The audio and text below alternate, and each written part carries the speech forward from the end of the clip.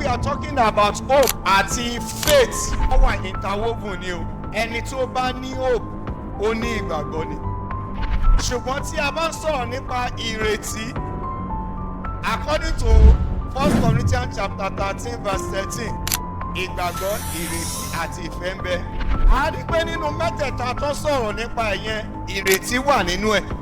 Nítorí pé tí a bá sọ̀rọ̀ nípa ìgbàgbọ́, ìrètí àti ìfẹ́, tí mẹ́tẹ̀ẹ̀ta yẹn bá ń gbénú ẹ̀dá alààyè, ẹ má jẹ́ ń tàn yín, ogun ayé ò lè borí ẹ̀, ó dẹ̀ ti rí ayé wá.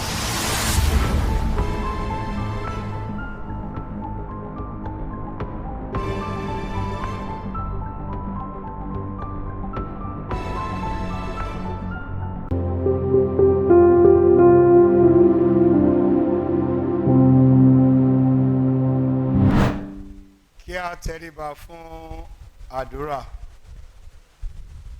Bàbá wa àti Ọlọ́run wa, àwa dúpẹ́ lọ́wọ́ rẹ fún oore ọ̀fẹ́ àti àánú. A dúpẹ́ lọ́wọ́ rẹ fún ìrìn àjò ọ̀sẹ̀ méjì àkọ́kọ́ nínú oṣù kẹfà. A dúpẹ́ lọ́wọ́ rẹ lórí jíjáde láàrin ọ̀sẹ̀ tó kọjá títí di wákàtí ọ̀wọ̀ yìí. A yìn ọ́ fún ìjáde láyọ̀, ìwọlé láyọ̀, ta tó fi pàdé láyọ̀ lónìí. A dá gbogbo ògo padà fún yín, Olúwa tẹ́wọ́ gbọ́ ọpẹ́ wa. Ǹjẹ́ à ń lọ nínú ọ̀rọ̀ rẹ? A kọ́ pé látẹ̀kọ́ṣe ni ọ̀rọ̀ wà. Ọ̀rọ̀ sì wà pẹ̀lú Ọlọ́run, Ọlọ́run sì ni ọ̀rọ̀ náà. Ìwọ Ọlọ́run tí à ń pè ní ọ̀rọ̀, sọ̀kalẹ̀ wá. Ìwọ Ọlọ́run tí à ń pè ní ọ̀rọ̀, darapọ̀ mọ́ wa. Èyí tá fẹ́ sọ lówùúrọ̀ àti tá fẹ́ gbọ́ kò ní jẹ́ òpin ayé mi àti yín. Jésù Olúwa wa. Fishers of men. Hallelujah. A kí gbogbo wa lọ́mọdé àti ní àgbà yìí pé a kú ìsinmi. Àti àwa tí à ń wò wá ní online àtàwọn tá a wà nínú ilé mímọ́. Àdúrà mi ni fún wa ní pé a ó ṣe ọ̀pọ̀lọpọ̀ ìsinmi láyé.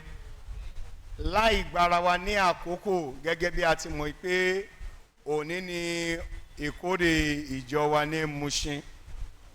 Tí a bá wo ní ìjọ, ọ̀pọ̀lọpọ̀ ọmọ ìjọ ló ti wà níbẹ̀. A dẹ̀ mọ̀ pé tá a bá tún ṣe tán, àwọn kan ṣì ń lọ síbẹ̀. Kí ni ohun tí wọ́n ní ká fi bára sọ̀rọ̀ Ọlọ́run ní àárọ̀ yìí? Òun ni a pè ní hope in Christ does not disappoint. Hope in Christ does not disappoint. Ìrètí nínú Kristi kì í dojú tì ni. And the Bible reading, the text is taken from Epistle of Paul, Apostle to the Romans chapter 5, verse 5a. Ìrètí kì í sì ń dojú tì ni. Tí a bá wo ọ̀rọ̀ Ọlọ́run yìí, according to that Epistle of Paul to the Romans chapter 5, when we consider the reading from verses 1, it's talking about justification, ìdáláre. But tí a bá wá ń wò, I'm going to read 3 Bible references here. According to that Romans chapter 5 verse 5. Mo ti kà kan. Hope does not disappoint us because God has poured out his love into our hearts by the Holy Spirit whom he has given us. Another Bible references. And hope makes not ashamed, because the love of God is shed abroad in our hearts by the Holy Spirit which is given us. Kí lohun tí à ń pè ní ìrètí? Hope in Christ does not disappoint. And when we look at the word hope, ìrètí, it is a confident expectation and steadfast assurance that God will fulfill his promises. Tí a bá ń sọ̀rọ̀ nípa ìrètí, à ń sọ̀rọ̀ nípa a confident a life assurance that God will fulfill his promises. Tí a bá ń sọ̀rọ̀ nípa that hope, we have the physical one and the spiritual one. But I'm going to base my preaching on the spiritual one. Tí a bá ń sọ̀rọ̀ nípa the physical one, ó dàbí ẹni tó èèyàn mú orí owó ó mú dání báyìí pé mo fẹ́ lọ fún Reverend Ezekiah. Ó ti gbọ́, ó ti ń rí, ó ti òun gangan á máa retí pé wọ́n mú owó yẹn bọ̀. But when we are talking about the spiritual one, ohun tí ò ti ẹ̀rù tẹ́lẹ̀ ó ò rí, but ó ní ìgbàgbọ́ pé Ọlọ́run á ṣe. Dáfídì sọ tiẹ̀, ó ní bí mo tilẹ̀ rìn láàrin àforífojì òjìji ikú, ó ní èmi kì yóò bẹ̀rù ibì kan nítorí pé ṣe kí ni Ọlọ́run ṣe kí ni ó wà pẹ̀lú òun. Kí là ń sọ nípa? We are talking about the spiritual hope. According to Daniel chapter 3, ìtàn Ṣédrákì, Mẹ́ṣákì àti Abẹ́nígò, àwọn yẹn tiẹ̀ wé pé bí Ọlọ́run ò bá tiẹ̀ gbọ́, àwọn ò ní tẹríba fún èrè yẹn. And when we are talking about hope àti faith, wọ́n wà interwoven ni o. Ẹni tó bá ní hope, ó ní ìgbàgbọ́ ni. Ṣùgbọ́n tí a bá ń sọ̀rọ̀ nípa ìrètí, according to 1 Corinthians chapter 13 verse 13, ìgbàgbọ́, ìrètí àti ìfẹ́ ń bẹ. A rí pé nínú mẹ́tẹ̀ẹ̀ta tó sọ̀rọ̀ nípa ẹ̀yẹn, ìrètí wà nínú ẹ̀. Nítorí pé tí a bá sọ̀rọ̀ nípa ìgbàgbọ́, ìrètí àti ìfẹ́, tí mẹ́tẹ̀ẹ̀ta yẹn bá ń gbénú ẹ̀dá alààyè, ẹ má jẹ́ tàn yín, ogun ayé ò lè borí ẹ̀, ó dẹ̀ ti rí ayé wá. When you consider the story of Jabez, according to 1 Chronicles chapter 4 verse 9 àti 10, eléyìí á pè ní ọmọ ìbànújẹ́. Tí wọ́n bá ti ń ṣe nǹkan dáadáa tó bá ti débẹ̀, ó máa dàrú ni. Báwo la ṣe lóyún ẹ̀? Inú ìbànújẹ́ la fi lóyún ẹ̀, nínú àìríjẹ àìrímu. Tí a bá wá wo àwọn baba ńlá wa nígbà yẹn, sometimes ohun tó bá ṣẹlẹ̀ bóyá lákòókò yẹn òun náà fi ń sọmọ lórúkọ. Àgbẹ̀ ilé làwọn òkà tó sọmọ lórúkọ. A rí pé nígbà míì a rí ènìyàn tó jẹ́ pé tó bá porúkọ ẹ̀, èèyàn méjì tàbí mẹ́ta, Babátúndé, àwọn àgbààgbà tó wà ńbẹ̀, ó mọ̀ tún mọ orúkọ yẹn. Nígbà tí bàbá àbí bàbá ẹ̀ kú, ìgbà yẹn ló wáyé. Ó ṣeé ṣe tírú ọmọ bẹ́ẹ̀ ò bá rántí ọjọ́ ìbí ẹ̀, àwọn kan á sọ ọjọ́ ìbí ẹ̀ fún. Àrántí ààrẹ kan, former president lórílẹ̀‐èdè Nàìjíríà yìí, nígbà tó ń béèrè ọjọ́ ìbí ẹ̀, ó ní ọjọ́ tó kọ́kọ́ nájà Ifọ̀, ó ní màmá òun bí òun. Ṣùgbọ́n tí a bá wò, tí a bá sọ̀rọ̀ nípa ìrètí, ohun tó máa ń prompt ìrètí ni pé is that confidence. Ẹ wo ohun tó ń ṣẹlẹ̀ lórílẹ̀‐èdè Nàìjíríà báyìí, pàápàá lórí àwọn ọmọ yìí. Ọ̀pọ̀lọpọ̀ abiyamọ ní ìgbàgbọ́, tí èmi náà dẹ̀ pẹ̀lú wọn, pé àwọn ọmọ yìí máa jáde láyọ̀ àti àlàáfíà. Ìrètí ni o, a ò rí, but we believe that God will do it. Ẹni tó bá gbàgbọ́ kó ní hallelujah o. Èmi ní ìgbàgbọ́. Kò sí nǹkan kan tó lè máa ṣẹlẹ̀ ní social media. Èmi ṣàmọ̀ pé ọgbára Ọlọ́run ó ṣe kí ni, ó sì wà síbẹ̀. Bẹ́ẹ̀ gẹ́gẹ́, to every one of us, kò sí ẹ̀dá alààyè tó wà nínú ayé tí ò ní ohun tó ń là kọjá o. Bọ̀ kí ni ohun tí a fi ń cancel ara wa? Òun ni hope, ìrètí. Ẹ jẹ́ a wá wo ìrìn àjò ènìyàn. Gbogbo wa la ní ìgbàgbọ́ pé ọjọ́ ọ̀la wa dára. ẹ má gbàgbé o, gbogbo wa kọ́ la wá ní ìrètí yẹn nítòótọ́ pé láti inú ọkàn ẹ pé ọjọ́ ọ̀la yẹn máa dára.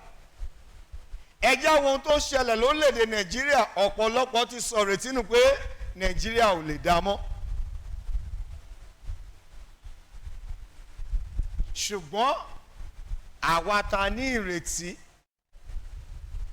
àwa ta dẹ̀ sí ní agbára nínú àdúrà, a mọ̀ pé àkókò ìlàkọjá orílẹ̀-èdè Nàìjíríà la wà yìí. ẹ wo ẹni tá bá sọ̀rọ̀ nípa ènìyàn ẹlẹ́ran ara ni. ìgbàgbọ́ nínú ẹlẹ́ran ara is temporary ni o. o lè gbẹ́kẹ̀lé mi sìn láàrin ìṣẹ́jú márùn-ún kí n disappoint ẹ, tó bá máa sọ lọ sọ́bọ̀ wá ní ṣèbí ènìyàn ni. but tí a bá sọ̀rọ̀ nípa to have that trust in God, ìrètí ni. gbogbo wa kọ́ la ní ìrètí o. tá bá wo orin wa kan a máa ń kọ pé mo gbàgbọ́ pé ọjọ́ ọ̀la wa dára. ó ní ìrètí sì ń bẹ fún ẹni tó kíni, ẹni tó bá gbàgbọ́. ohun tó ń là kọjá yẹn, ìyà tó kọ sí ẹ lákòókò yìí ni àgbélébú ẹni, fi gbàgbọ́ gbé. kò sí ẹ̀dá alààyè tí ò ní àkókò ìlàkọjá ẹ̀. tí a bá sọ̀rọ̀ nípa bàbá wa nínú Olúwa His Eminence, kò sí bí gbogbo ìjì náà ṣe jà tó kọ́ máa là ń kọjá káwọn èèyàn pè wọ́n pé His Eminence jọ̀ọ́ ẹ gbà mí, ẹ gbà mí, ẹ gbà mí, wọ́n sì máa ní ọ̀rọ̀ tó máa sọ to cancel that person. ṣùgbọ́n tiwọn náà tó ń là kọjá, he connects everything, he commits everything to the hands of God ni. Likewise to every one of us, let us try to build our confidence in God. tí a bá sọ̀rọ̀ nípa hope with Bible references, hope as a confident expectation, mò ń retí ni.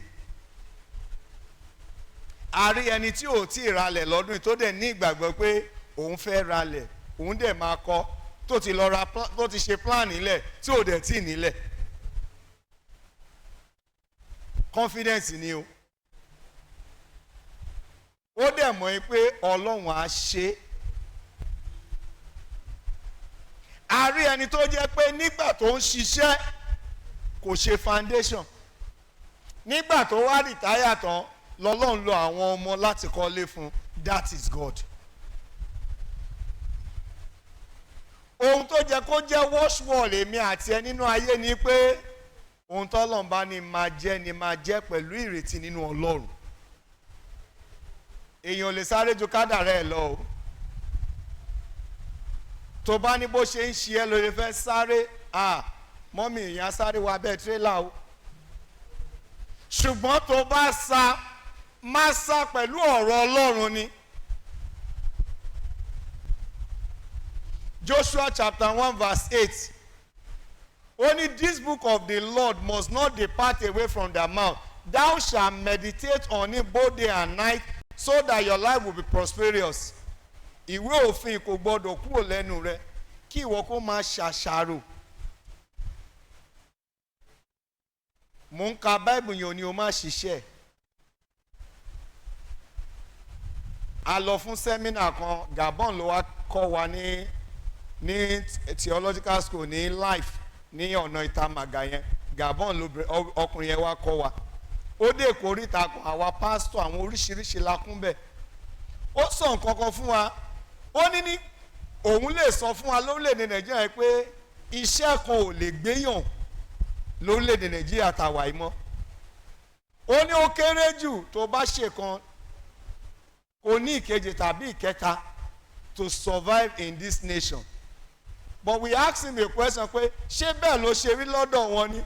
Ó ní ohun táwọn ń là kọjá yàtọ̀ sí tàwa. Ó ní ṣùgbọ́n o, gẹ́gẹ́ bí research tóun ṣe tóun fi dé orílẹ̀-èdè Nàìjíríà pẹ̀lú iṣẹ́ ìránṣẹ́ tóun ṣe.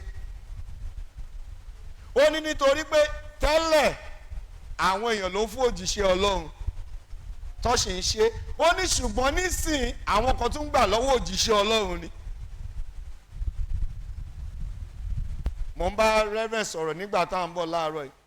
èèyàn kan wá sọ́dọ̀ wa ó wá ń padà àwa jọ ń sọ mo ní ṣe olóbìnrin ìyàwó pásítọ̀ ni o mo mọ chọ́ọ̀chì wọn dáadáa mo ní ṣe mọ̀ pé sálárì church bó ṣe wà ní 10,000 ló ń gbà lóṣù ó dẹ̀ lọ́mọ mẹ́ta wọ́n á béèrè church yẹn mo dárúkọ church yẹn ṣùgbọ́n tóṣù bá parí ó léye tó máa san fún church headquarter wọn Èkó ló wà tó bá dé stage kan àjọ máa sáré ẹ̀ pẹ̀lú èmi àti ẹ̀ èèlò ló kù àdá máa dá a máa lọ fún wọn. ìyàwó wa ń béèrè pé dádì báwo lọ́lọ́run ṣe ń ṣe mo ní àṣírí Olúwa wà pẹ̀lú àwọn etí ẹ̀ ni mi ò ń ṣe ẹbí yín ṣe bó ní báyìí pàdé bó ṣe wà nìyẹn tọ́lọ́run bá pè ẹ́ ní tòótọ́ ó mọ̀nà àrà tó lè gbàgbé ẹ ṣé primate kábẹ̀ lọ́wọ́ pé owó income wọn lóṣù nínú àwọn ọmọ wọn ṣó sanwó school fees ọmọ kan I know but God is doing it kí ló ń tó yẹ is the confidence you have in God ẹni tí Ọlọ́run ń lò fún yàn láti ràn yàn lọ́wọ́ kò ń ṣe pé òun náà ní nǹkan tó lè fowó yẹn ṣe ṣùgbọ́n nítorí àṣẹ Ọlọ́run ni ìrìn àjò ẹ̀dá we are in a circular world the world is spherical not flat bó ṣe ń lọ rè ìwọ tó lò nìyẹn Ọlọ́run á gbà fún ẹ fáwọn kan á tún gbà lọ́wọ́ ilé bá ṣe máa rotate ẹ̀ nìyẹn according to Deuteronomy ó ní kò gbọdọ̀ sí aláìní nínú ilé òun ẹ wá wọ́n síbo la aláìní wà ń sìn inú ilé Ọlọ́run ló wá sí ó gba aládùúrà ẹ pé Olúwa ràn wá lọ́wọ́. Hope has a confident expectation when you consider Ebawaka Romans chapter 8 verse 24 and 25. Mo fẹ́ ka bẹ̀ yẹn ká gbọ́ according hope has a confident expectation. Romans chapter 8 24 and 25. Ẹ máa gbọ́ bọ̀dárí sì máa fún yín ní kìíní ẹ jẹ́ kọ́ kà ń bí wọ́n á fún wọn níbẹ̀. Ẹ̀gbọ́n ó ní nítorí ìrètí ẹ bá mú máìkì kan lọ sẹ́yìn ìrètí la fi gbà èmi àti ẹ là. Ẹ̀gbọ́n mo sọ we have the physical one the spiritual one. Ó ní ìrètí tá bá rí òkè sí ẹ̀dá wíkí mówó bọ̀ wọ́n ní à ìyẹ́bọn mo fẹ́ dọ́dọ̀ bíṣọ̀ mo fẹ́ fún wọn kan mo ti gbọ́ wọn sọ bíṣọ̀ wo mò ń mú bọ̀ o. Ó ní ìyẹn ò ṣe ìrètí orí yẹn ni o ó yá sà. Ó ní nítorí ta ní retí ohun tó bá rí.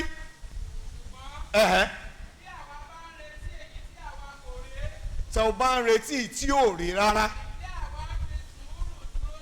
Ẹ wá gbọ́ o. Ẹ jókòó sá. Èyí tó ò tiẹ̀ rí. The word of God said, I will make a way. Ẹ ṣàfilẹ̀ ń bẹ̀ yẹn. Where there is no way. Ìyẹn là ń pè ń retí o. Ókè sí mo ti mọ iye tí mò ń gbà lóṣù. Mo wá ní mo ní ìrètí pé máa gba owó oṣù. Ìyẹn ò ń ṣe ìrètí. Basic nìyẹn. Àwọn àfihàn pé o ò rí. Ó dàbí ẹni tó ṣí fóònù ẹ̀rín. Ó ń retí pé tóun bá lè rí 5,000. Ó kàn rí pé 10,000 wọlé. Ṣé mo pé at that particular moment ó máa rò pé mílíọ̀nù lòún gbà ní ìyẹn là ń pè ní ìrètí hope. But when you consider Hebrew chapter 9 Hebrew chapter 6 verse 19 láti ti ibi tí wọ́n kà lẹ́yìn ẹ̀ à ń rí pé expectation just try to have that confidence in God. Ẹ wo àwọn Ṣédrákì Mẹ́ṣákì yẹn ẹ gbọ́ inú náná rí o ṣùgbọ́n wo ìṣẹ̀lẹ̀ tó ṣẹlẹ̀ níbẹ̀ yẹn wọ́n ní ṣe bá àwọn èèyàn mẹ́ta la jù sínú iná ṣùgbọ́n mo rí pé mẹ́rin ni ẹnì kẹrin ẹ bí mo ṣe ń rí ọmọ Ọlọ́run wà pẹ̀lú àwọn eléyìí ni àwọn ẹgbọ́n nǹkan táwọn sọ they have made up their mind pé bọ́lọ́run bá tiẹ̀ gbà wọ́n àwọn ò ní tẹríba.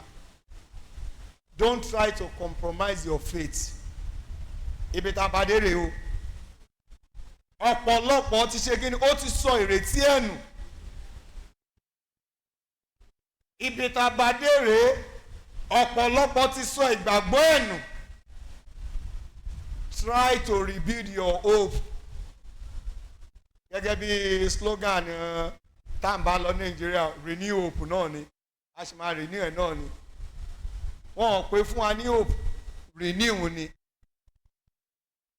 tí renew bá dẹ̀ ti wà nínú nǹkan àwọn náà they are working towards that perfection ni ṣùgbọ́n try to have that Hebrew chapter 6 verse 19 ẹ bá dẹ̀ lè bá wa kà ó. The second one, hope as a source of strength and joy. Hope as a source of strength and joy. Tó bá lè ní hope yẹn as your strength and joy. Mọ́mì kò ráyé wá. Inú à dùn. Yẹ̀yẹ́ a ṣe kí ni a máa da yẹyẹ. Ìgbà tí àkókò yẹn ṣọ́mọ yẹn ọmọ mi dẹ̀ ti ń dàgbà o. Ó ti jẹ́ kó mú ọmọ ọkọ wálé ó jẹ́ kó ti mú aya wálé Ọlọ́run o mo dẹ̀ fẹ́ gbọ́ ọmọ ẹ̀jọ́ má sọ̀rọ̀ ìtinú. Ìkórìtà tí mo fẹ́ kó máa rántí rèé máa rántí pé tó bá ti bí ṣáájú ọjọ́ tó rò yẹn kọ́ lójú ẹ̀mí ẹ̀kọ́ lọ́n tó gbọ́ ọmọ yẹn náà wà tó Olúwa kí ló dé tó yẹ fún mi nírun kan báyìí. Ọlọ́run ń ṣàṣìṣe ìwọ ní ìgbàgbọ́ ìgbà ọmọ yẹn máa bí. Delay is never a deny. Delay lẹ́yìn pé yẹn Ọlọ́run ò deny yẹn. Ẹ lọ wo ìrìn àjò àwọn tó la irú nǹkan yẹn kọjá nínú Bíbélì. Àwọn ọmọ yẹn dàgbà ìyá wọn dàgbà Ọlọ́run dẹ̀ fún wọn wò ni. That is God. Hope as a source of strength. Ṣètìrí Hebrew chapter 6 verse 9 yẹn tẹ́ bá rí ẹ lè kà ó. Mo ti bọ́ sí ìkejì. Hope as a source of your strength and joy. Tí a bá wo Psalm 31 verse 24, mo like that passage. Ṣùgbọ́n olùfẹ́. Àwa ní ìgbàgbọ́ ohun tí ó dára jù bẹ́ẹ̀ lọ ní ti. Ẹ̀gbọ́n olùfẹ́ lèmi ó ní ṣùgbọ́n àwa ṣe kí ni mà? Àwa ní ìgbàgbọ́. Ẹ máa dìde tẹ́ bá ń ka Báíbù o. Ẹ má bínú. Ohun tí ó dára jù bẹ́ẹ̀ lọ ní ti yín. Àti ohun tí ó faramọ́ ìgbàlà. Bí àwa tilẹ̀ ń sọ báyìí nítorí Ọlọ́run kì í ṣe aláìṣòdodo. Ẹ jókòó mà nítorí pé Ọlọ́run igi kò ń ṣe aláìṣòdodo ìwọ fìgbàgbọ́ ẹ̀ lé Ọlọ́run lọ́wọ́ fìgbàgbọ́ ẹ̀ lé Ọlọ́run lọ́wọ́ fìgbàgbọ́ ẹ̀ lé Ọlọ́run lọ́wọ́ ìrètí dá o. Ìrètí dá o.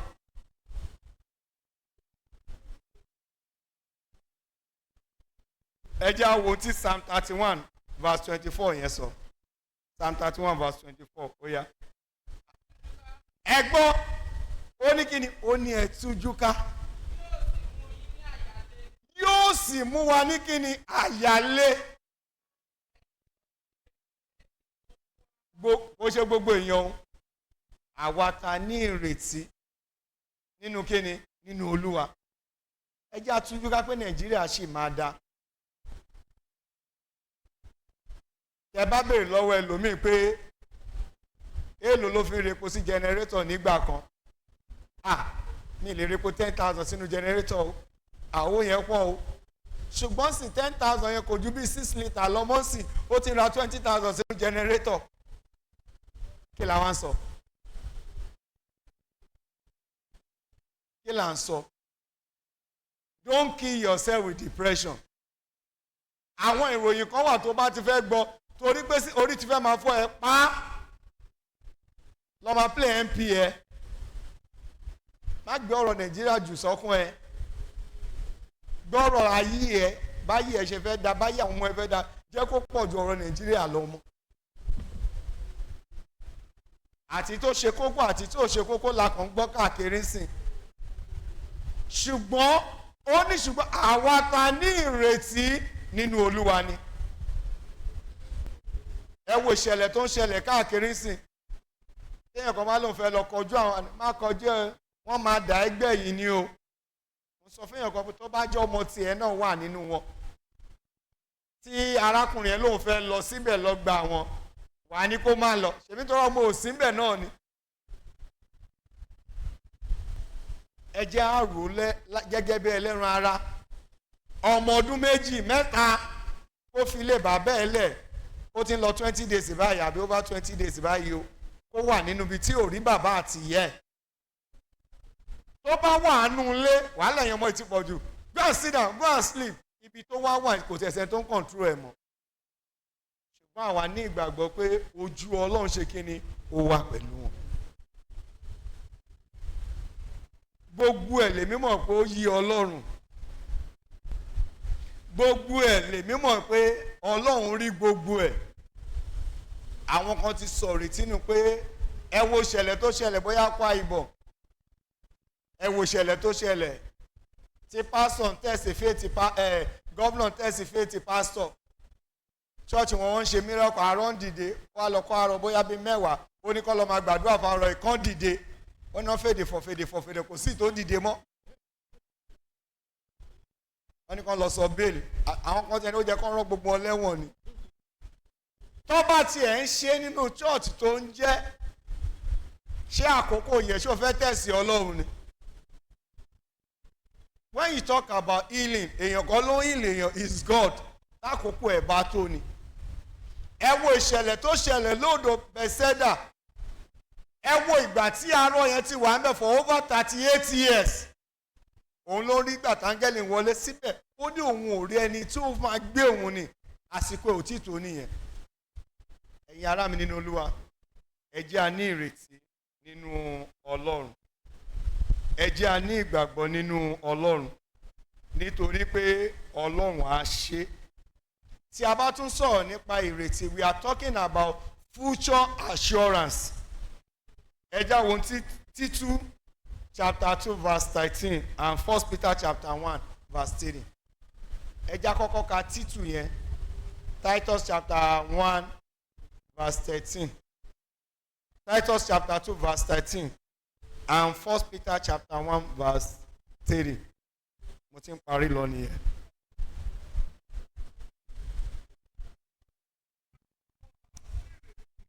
Títù lẹ́ńkà yẹn àbí 2:13 ó ní kí a ṣe kí ni ó ní ká máa wo ọ̀nà fún ìrètí tó ṣe kí ni tó ní ìbùkún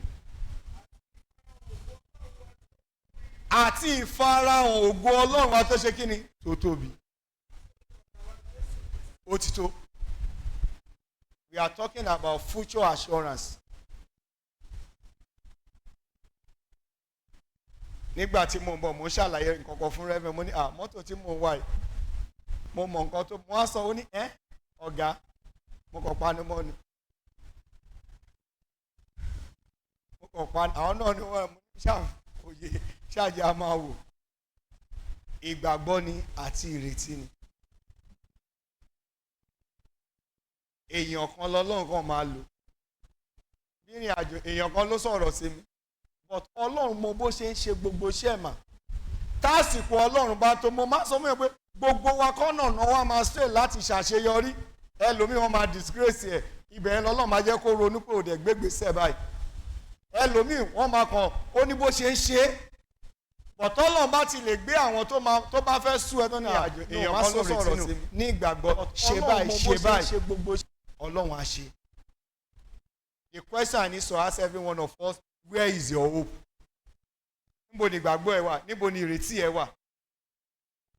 Ẹ já wo ìṣẹ̀lẹ̀ tó ṣẹlẹ̀ nínú Jeremiah chapter 7 Jeremiah chapter 17 verse 5 ẹ já wo nǹkan tó sọ mẹ́ yẹn ká wá wo verse 7 Jeremiah chapter 17 verse 5 ohun tó jẹ́ ká mọ̀ lórí ni ó ní ègbé ni fún ẹni tó fẹ́ ẹlẹ́ran ṣègbẹ́kẹ̀lé ẹ̀ ó yẹ já wo nǹkan tí verse 7 wá sọ dá Jeremiah chapter 17 verse 7. Ìbùkún ni fún ẹni tí ó gbẹ́kẹ̀lé Olúwa. Ó ní ìbùkún ni fún ẹni tó ṣe kí ni tó gbẹ́kẹ̀lé Olúwa. Tó sì fi Olúwa ṣe ìgbẹ́kẹ̀lé rẹ̀. Tó sì fi Olúwa ṣe ìgbẹ́kẹ̀lé ẹ̀. Ọ̀pọ̀lọpọ̀ máa ń misquote Bible wọn ni ń bọ̀ lọ́lọ́run yẹn wà ní ká gbẹ́kẹ̀lé. Tí Ọlọ́run bá rán èèyàn sí ẹ ẹni náà máa dúró tì ẹ́ gẹ́gẹ́ bí alóore gẹ́gẹ́ bí màláìkà ẹni. Ṣé mọ̀ pé olóore méjì ló wà nínú ìrìn àjò ẹ̀dá? ìtọ́lọ́run rán yàtọ̀ sí ìtòrán rẹ̀ wá. ìtọ́lọ́run bá rán sí ẹ once in a while ni ó lè ṣe nǹkan tọ́lọ́run ó lè má bá pàdé mọ́.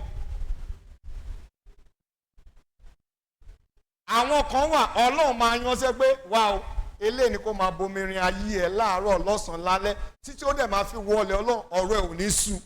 That is God for you.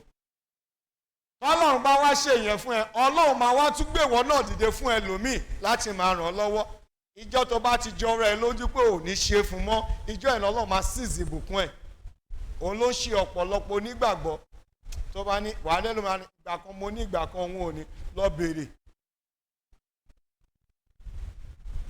Let us try to rebuild our faith. Try to renew your hope in God. Gbogbo àkókò rẹ tó ti là kọjá. Àwọn bàbá màmá tí Ọlọ́run sì ń lò fún èmi àti ẹ̀ iṣẹ́ ta rán wọn náà ń ṣe. Àwọn wo ni wọ́n gangan wá ń lo rẹ̀ fún? Bíbélì pé àwọn kan ń fún ká síbẹ̀ wọ́n sì ń pọ̀ sí. Wọ́n bá ní ta ló ní èmi náà ò ní o. Rántí pé ìwọ kan àwọn kan sì ń fọlá ìwọ tó lónìí wọ́n fi ń tọrọ. Ó láwọn ọmọ kìnìún á máa ṣaláìní ebi á sì máa pa wọ́n ṣùgbọ́n àwọn tó bá gbẹ́kẹ̀lé Olúwa wọn ò ní ṣaláìní tó dára. Reconnect your faith with God. Padà lọ sọ́dọ̀ Ọlọ́run. In conclusion, spiritual hope. Enable Abraham to become the father of the faithful. Romans chapter 4 verse 18. Abraham, bàbá ìgbàgbọ́. Kí la fi ń pè ní bàbá ìgbàgbọ́? Nípa ìrètí nínú Ọlọ́run ni o. Genesis chapter 7. Abraham jáde to unknown destination. Ó dẹ̀ gbé ìrìn àjò ẹ̀ lọ. Ìrètí mà ni. Mo rántí jọ́ tí bọ̀dà Akọ́ṣílẹ̀ pè mí láàrin ọ̀sẹ̀. Mo wà ń sàlẹ̀ mo kàn gbé mọ́tò wọ́n ní wọ́n pàdé àwọn ọlọ́run Òṣòdì mo kàn ń lọ. Ìyàwó mi bọ́lẹ̀ ó ní mo ní dáàdì lọ́sìn wọ́n ní dáàdì sọ say somebody call him and say he's coming now. Mo bá yàwó mi gbà mo ní ẹ̀yin náà dẹ̀ jáde ta ló pè yín bó lẹ̀ ń lọ mo ní mo dágbé kò jábọ̀ fún ẹ complete ni. Ó yẹ wá wò èèyàn kan wá ní kó jáde kó máa lọ bí tí ò mọ̀. Nítorí pé ó ní ìrètí nínú Ọlọ́run.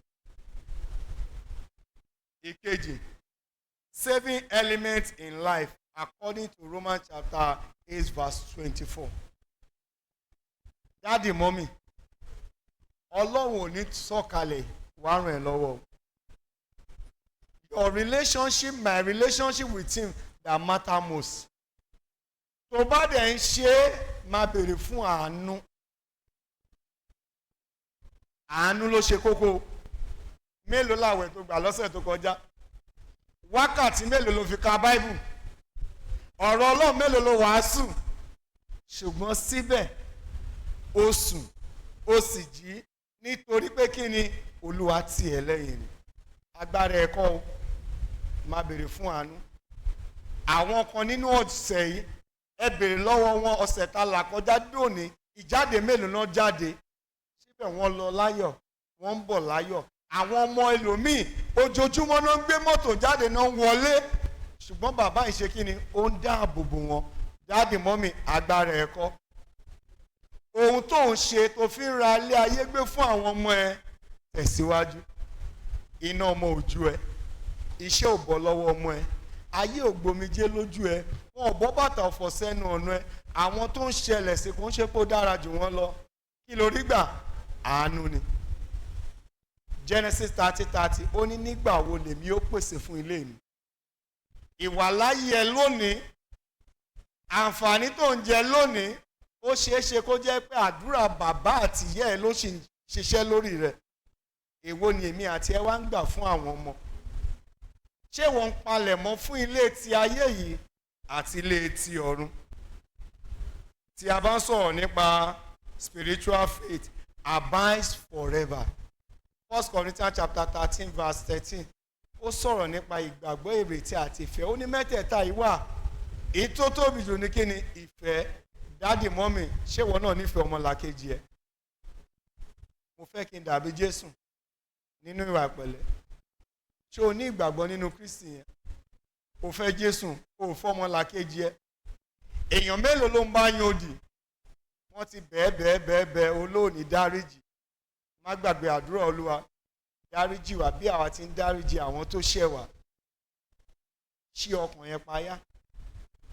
Àwọn nǹkan kéékèèké kan wà á máa gbọ́n re dànù nínú ayé onígbàgbọ́.